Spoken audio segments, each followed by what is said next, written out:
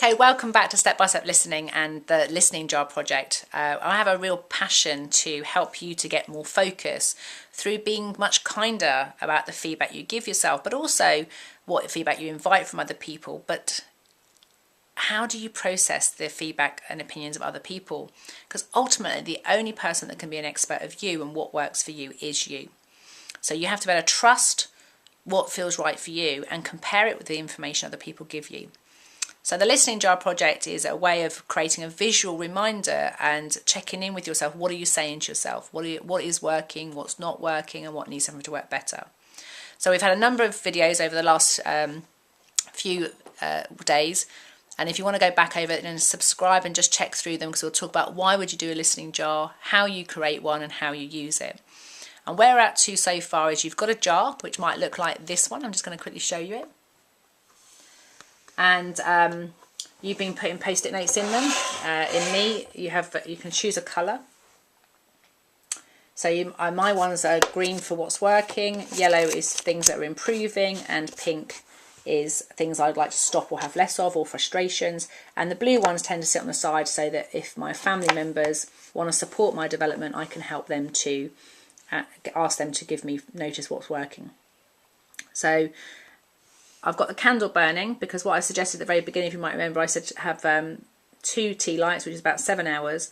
And every time you spend some time opening your jar up and having a look through your patterns, you can start to notice where your attention is.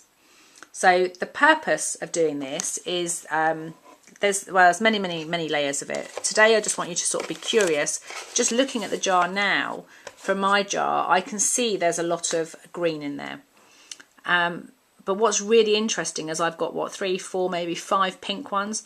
But how I was feeling this morning, in fact last night, emotionally I was quite distraught.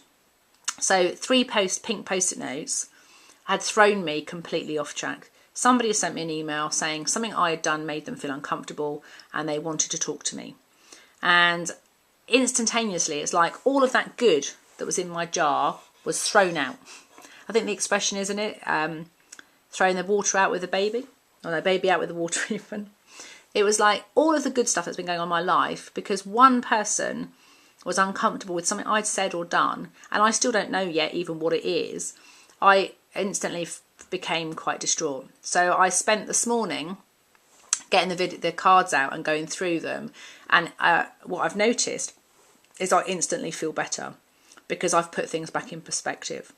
So the nice thing about having this out is that when something goes a little bit wrong for me now and it doesn't feel right, I can instantly put things back into perspective.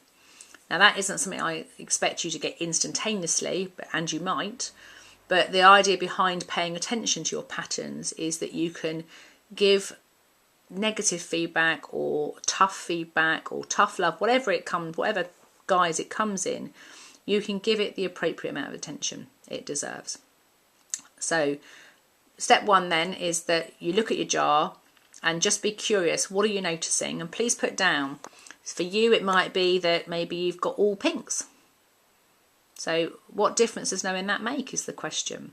So what do you know now? And what difference does knowing that make? So I look forward to hearing your thoughts below. Please share them. I look forward to hearing what you're discovering about yourself.